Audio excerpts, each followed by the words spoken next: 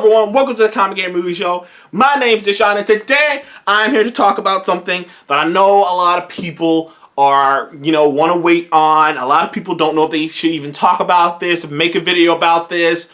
But me personally, I didn't want to make a video about this immediately. Clearly, I wanted to give it time. I made a video about Chadwick Boseman's passing, but I didn't want to get into the nitty-gritty of, what the MCU should do next. I felt like, okay, you should pay respects and give it some time, let people, mourn, and give it some time. And that's what I did. I didn't really think about it, but honestly, right now, by the time this video comes out, it would have almost been a week. It would have almost been a week. Probably it would have been a week, maybe almost a week since Chadwick Boseman's passing and since the announcement, and we've had it's at least been 4 days now. Maybe by the time this video comes out, it would have been 5. And I feel like I'm ready to talk about what Marvel should do. And like I said, not a lot of other people are really not feeling like they should talk about this. There's a lot of extreme emotions right now. There's a section of people who feel like this conversation shouldn't even be had at all. There's another section of people who feel like this conversation should be had maybe a few weeks from now or a month from now. There are some people who feel like this conversation should be had should be had only with Marvel Studios themselves, and we shouldn't even be talking about it. There's a lot of feelings, so to speak, about the passing of Chadwick Boseman and how to respectfully have the conversation about the next movie, because a lot of people are already saying that having this conversation is inappropriate because it makes you feel like you don't care about the actual person who passed away. You don't care about it. You just care about your movie, and like some people said about Disney, you just care about your movie if you even have this conversation. But the pure fact is, this is gonna just have to be a conversation. Black Panther meant so much to so many people, and it's just impossible for this conversation not to happen. I feel bad for what happened to Chadwick Boseman. I made my video. I was very sincere about it. God rest his soul. He rest in peace. He will always be the Black Panther to me. No matter what Marvel does from here on out, I will always remember him as the Black Panther and as a fantastic actor. And it's so sad to see him go.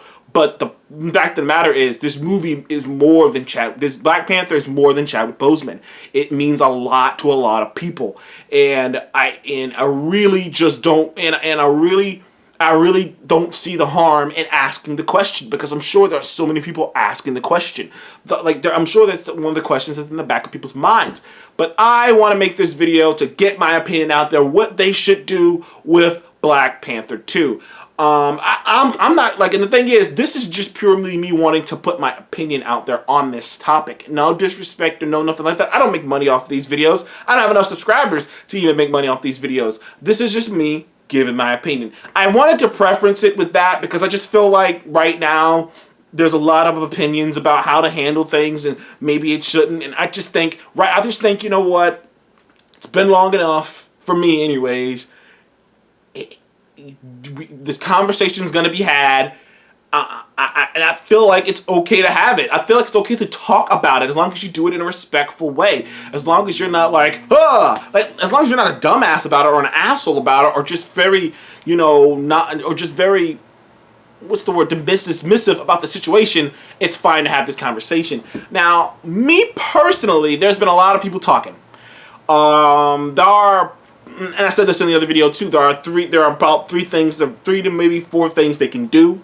One is recast, one is make Shuri the Black Panther, the other is to choose someone else to be the Black Panther, and then there's one that some people are rooting for, which is that Marvel just doesn't do Black Panther at all. In fact, I had an argument with a guy yesterday, in fact, about the idea of maybe they should just cut Black Panther, don't make Black Panther 2, just allude that Wakanda still exists and don't say anything about it at all. But I don't understand, the problem with that narrative is that makes no sense business-wise.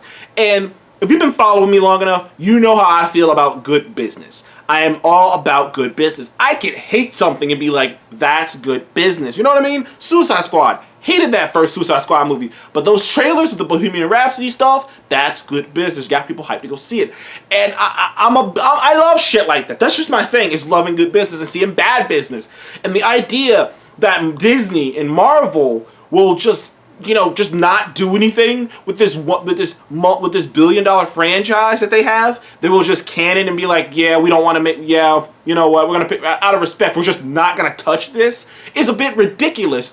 It's a bit ridiculous to me, especially since from all I've heard about Chadwick Boseman since his passing is, this is a man who put the art ahead of himself. This is a man who didn't want to talk about his cancer because he didn't want to take away attention from whatever project or whatever art he was working on. Clearly, to me anyways, from where I'm standing, from the information I have, I could be wrong. Maybe one of his family members could, you know, talk more to this, and maybe one of his family members will come out and say, this is what this is what Chadwick would have wanted.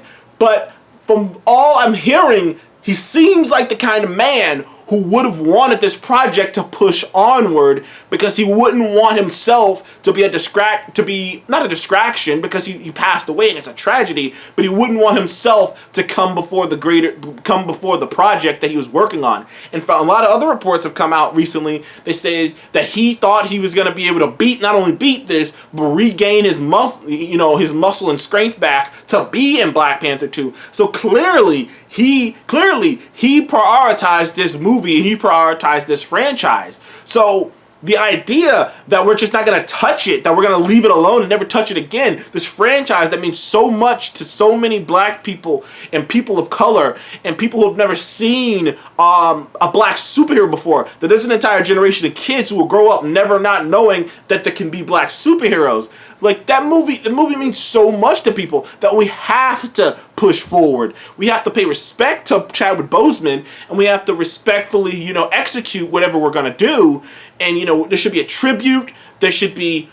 I agree with one person who's talking about that they should build something at Disney World about Black Panther. The reason I never really talked about that because it feels like it was pretty much a sure enough bet that they were going to build something at Disney World for Black Panther. It's a $1 billion film. It was a huge, you know, cultural phenomenon. It felt like there was always going to be something at Disney World for Black Panther. But now for sure, they might be, what's the word I'm looking for? They might be, hot shot, that sounds negative. They might be just pushing it forward a lot faster than maybe they intended to. But it always felt like they were going to build something at Black Panther, in Disney World with Black Panther. There's talks of them building a statue of Chadwick in his hometown, like building a statue of him in his hometown. He deserves all of that stuff. And like I said, he deserves a tribute. He deserves, you know, whatever. But the thing is, this franchise deserves to go forward and keep continuing his legacy. Now that I've said all that, I'm going to get into my ideas. This video might be a little bit longer because I think it's a very important video. Now, my idea for what direction they should go when they do get around to Black Panther 2, in terms of what to do with Black Panther. There's all kinds of ideas out there about the actual movie itself, but in terms of Black Panther, I believe you do not recast. I believe you say something. I believe that you don't go the Paul Walker route because you can't do that because he wasn't there in the film. But I believe that I don't know. There's a guy named Rob. I always forget his last name. Rob, who shows up on the John Campea show all the time, and he had this idea that I sort of kind of liked of making, you know, the passing of Chadwick Boseman a part of the character of T'Challa, and that he passed away from something human that no one could have expected. Because, you know, recasting is going to be a tough sell. It's going to be pressure on whoever you recast him with.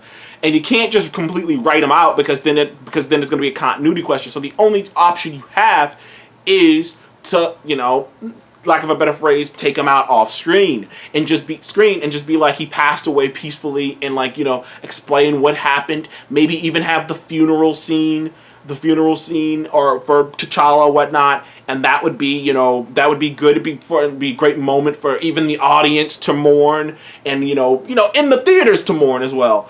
But the person who should, you know, take his role, not take his role, but the person who should step up to continue the legacy of the Black Panther, to continue the role, I believe to be, which is someone no one's talking about, is Nakia. I believe Nakia should take over the role as Black Panther and become the lead of the movie franchise, of that particular movie franchise.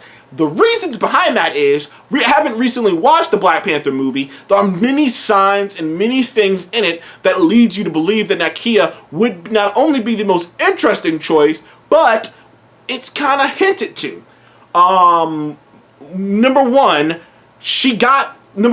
when T'Challa was presumed dead in Black Panther, the first person that, you know, his mother and Shuri suggested should take the heart-shaped herb and become the Black Panther and take down Killmonger is Nakia. And it's because she's a warrior. She's not only is she a warrior, as shown throughout the course of the movie and all her fights, she's strong enough to be a outright Dora Milaje if she wanted to be. She's witty, she's smart, and she's also a spy. But not only that, she's a world-traveled spy. She spent a lot of time outside of Wakanda. She has so many connections. She has so many people out in the world that she knows. So it's not going to be, so, you know, because that was one of the most important things about T'Challa, is the dichotomy of that, is the fact that he has spent time outside of Wakanda. Not all the Wakandans have, which gives him another good perspective that, you know, someone who hasn't spent a lot of time outside of Wakanda wouldn't really know. But Nakia would know. She understood him, and he understood her. Not to mention that in Black Panther, a lot of people think that Killmonger and T'Challa had opposite opinions. I've always saw it as, no, actually Nakia and Killmonger had opposite opinions, because they both wanted the same thing for Wakanda,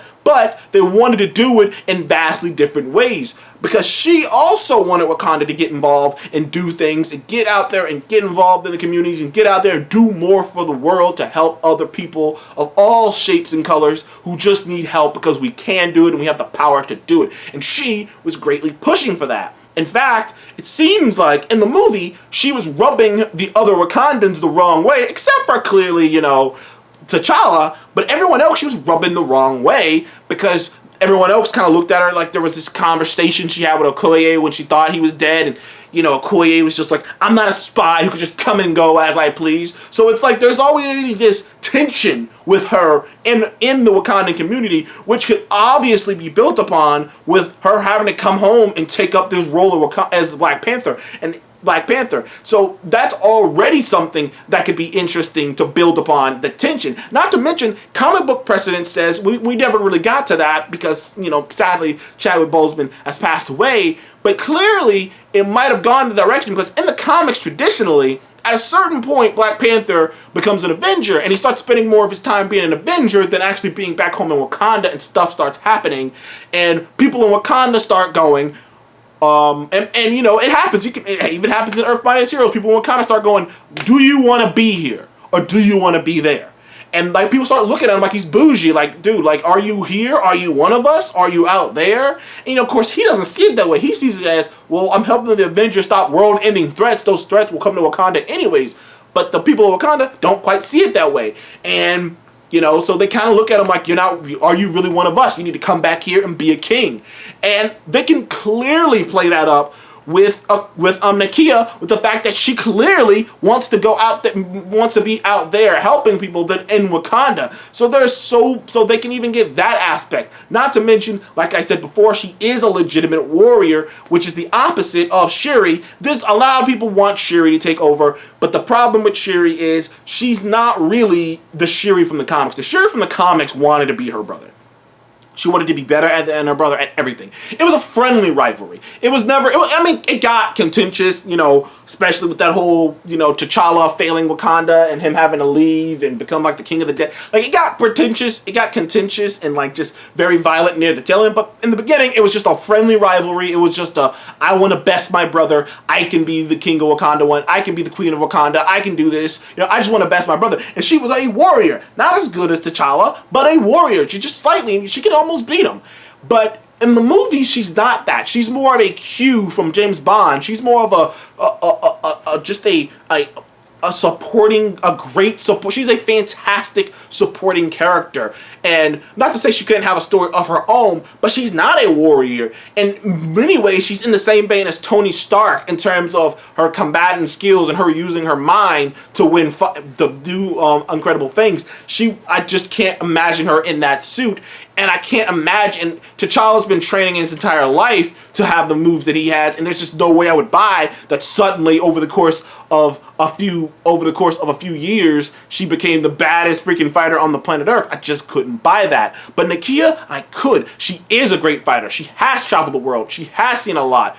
She does have strong opinions about what to do with Wakanda, and more importantly, she is played by an Oscar-nominated actress who has led films before, who has led big films before, including Us and many more films. Like literally, she is on a roll. Like I said, she's an Oscar-nominated actress. She's done so many things before. She might have won an Oscar. I can't remember off the top of my head.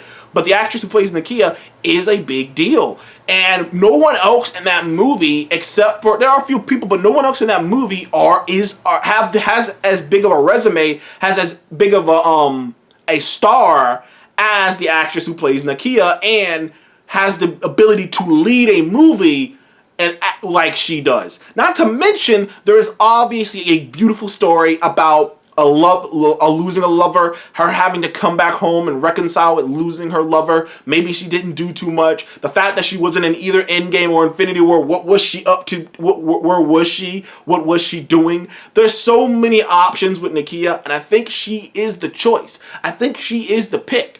I really do think like the options with her are endless. Like I said, played by a good actress who is a lead. I'm all down for that. I think Nakia should take over as the lead in Black Panther 2. Thank you guys for joining the Comic Game Movie Show. Please remember to like, subscribe. I will see you in the next one. Goodbye.